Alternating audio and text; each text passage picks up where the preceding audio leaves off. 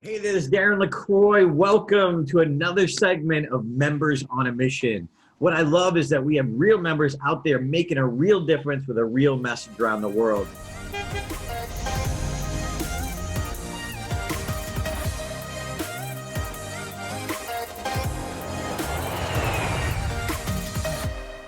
So today I'm interviewing Irvine. Irvine, welcome. Thanks, Aaron. Hey, Irvine, I've been so impressed with you. You're somebody who takes what you learn and you just go do it. You make a demo. You instantly start getting more work and more bookings. But I want people to know what you do. So your area is emotional intelligence inside of leadership, or as it relates to leadership. Maybe you could say it better than me. Sure. Well, we know scientifically that leaders with higher emotional intelligence tend to be more successful. And the take that I have is I really like to help leaders understand their own emotional life, what emotions they're having, and then take that a step further in reading the emotions of other people, so that when it comes to decision making, when it comes to high stakes situations, that they are able to make better and more successful decisions. Mm. And who are some of the audiences you speak to? I like to speak to two main groups. One are up-and-coming leaders, so high potentials. So a lot of big companies have programs for high potentials. And so I was lucky to get booked for Lockheed Martin. They have a 2-year training program for all their leaders. And so I was one of the keynote speakers as that program was ending. And then also leadership, executive leaders. And so very often organizations have meetings for their executive leaders. And so what I'll go in is and speak on emotional intelligence and how to identify emotional triggers, how to perform better under stress and strain. Wow. And I know that when you came to Stage Time originally, what was the reason you came to us, or what was the problem or challenge that you thought maybe we could help you with? So I came out of a coaching school and I was doing a lot of coaching, but I felt the energy-wise coaching I love the coaching, but one-on-one, it was just getting energy-wise not where I wanted to be. And I wanted to speak more. I wanted to train more because I felt that's really where I was, kind of gave me more life. But I didn't know what to do or where to do or what programs. So initially, Stage Time for me provided me with a number of different things. One, how do I structure a keynote? How do I go about getting a keynote that has impact? And then secondly, what are the business things that I need to put in place? And really, Stage Time helped me from who should I be contacting? How do I make a list? To then the platform itself, some tips about websites, and putting together a demo video. So all the mechanics of putting together everything that I would need to make sure that I was starting to get some keynotes. And I've been so blown away, whereas you're one of those people who you already had an established business. You came to us, and then whatever we showed you or laid out in front of you, you just dove in and did it. Where'd that mindset come from?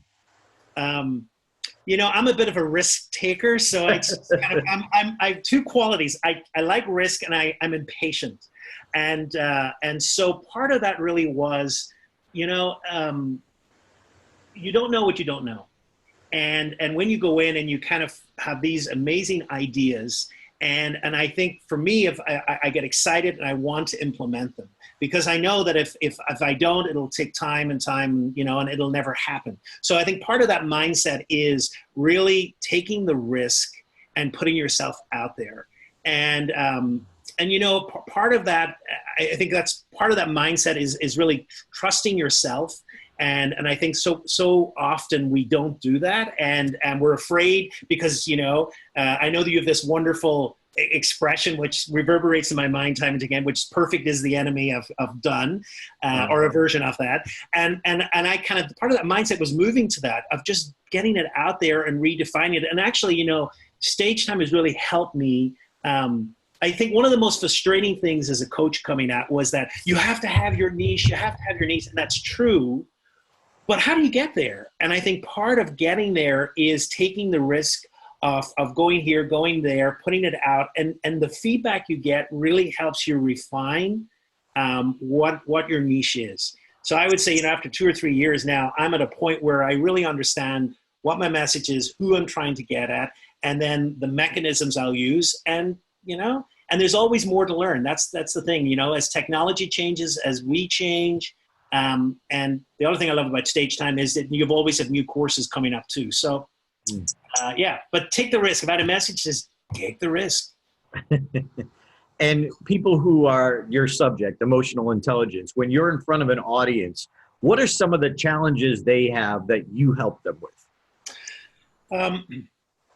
Leadership today, one of the qualities is that we live in a VUCA world, which is this acronym that was developed at the end of the Second World War, went into the Cold War to describe militarily what we were dealing with. We were dealing with volatility. We were dealing with uncertainty.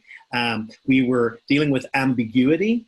And all of those things are part of leadership. Leaders have to work in an environment where it is super quick.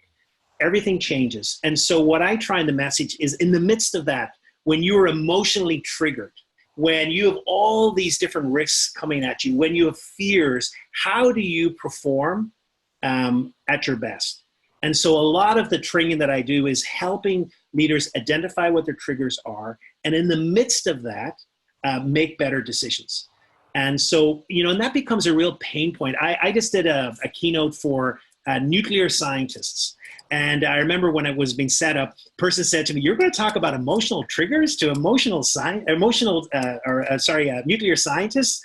And I said, "Why not?" And it's funny, afterwards, the feedback I got is, "Oh my God, everyone was talking about their triggers and what their triggers were." So I think it's a pain point we all have. And I think that's the core element that I address.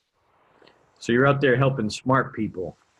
Well, or people who think they're smart, and smart in only one domain. The thing about being smart is knowing where you're smart at and knowing where you need to learn. Awesome. And in terms of who's your best client, so if another Stage Time member were to recommend you, like, what's your ideal client? I think my ideal clients are companies that have specialized training training programs with emerging leaders and are looking for someone to come in for content, and companies as well who want to develop leadership to be more expansive in their emotional intelligence. So when people hear, hey, we're looking for someone that does emotional intelligence, helps leaders communicate better, helps leaders understand their own emotions and the emotions of others, then I'm happy to look and engage and to journey with that company. Cool. And I know one of the most powerful tools that you have that you created at one of our events was your demo video. So tell us about that. How do you use it? Why do you think it works? One of the things that I realized was I did not have a sizzle reel, as it was called then. And I was like, oh my God, how do I get one? How do I get one? I'd taken video of myself and it was okay, but it wasn't the quality that I wanted. And then when this opportunity with Jennifer came up and yourself, and it was like, oh my God, let me sign up for that. And let me tell you, that significantly changed speaking for me because it looked professional. And people began to notice that and notice the message in there. So for me, if you're going to hire a keynote speaker, people want to know that you're safe. They want to know that you're going to do a good job, that it's going to be good quality, and it's not a risk. I may be a risk taker, but most convention speakers don't want to. Event planners don't want to be a risk taker. They want safety. So that for me was people confidence to the event planner. Yeah, and they looked at it and they say, okay, you have good quality. We like what you do. Teach me more. And I have to say that people who contact me now, part of the clinching deal is, well, first of all, two types of people. One is people who are even reaching out to me say, I've seen that, we want to know more. Or else other people will say, okay, that's kind of the clinch that we need. But I think why it's important is in this day and age, I don't care how much marketing you do or social media feeds, when people can see you, experience you, and touch you in a way, that's what they like. And video, and Sizzle does that. That people get to see and feel that, and I think that's really important. Very cool. And for other emerging, excuse me, take two. For other emerging speakers, take three. So, for emerging speakers or people who are out there and just trying to get to the next level, what's the best advice you would have for them? I think number one would be, and I learned this in stage time, hone the craft in the sense of get out there and get engaged, get before people. It may not always pay at the beginning, but I think what I've experienced is most engagements come from referrals. And you never know who is going to be in the audience that will be there, that will say, hey, you know what, I saw this person at the Kiwanis Club, and I think they'd be a good speaker. So I think, you know, the practice, the honing, getting in there, finding out what's working in your material, changing that material is really important. And so that's important. And then the other thing, I know from my own business, I never found a person I didn't want to talk to. And I kind of grew the old-fashioned way, which is meet with as many people as possible, have coffees with people. I had to go through caffeine detoxes many times. But part of that is, you know, it's this ability to get out there and meet people. And I think, you know, we live in an email world. We live, you know, and I think it's so impressive to sit down with someone and they get to feel your energy and your passion. And if they feel your energy and your passion, then they say, wow, this person really is into this subject. And I think, you know, so I think those two things are important. So more coffee and be ready to detox. Absolutely.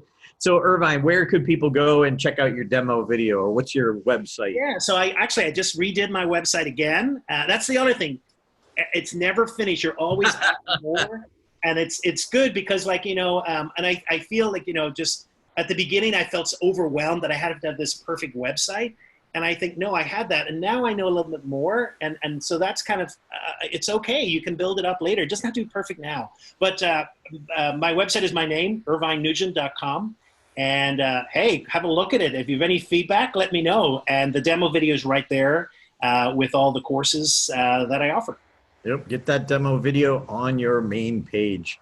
Irvine, thanks for taking a few minutes to chat with us.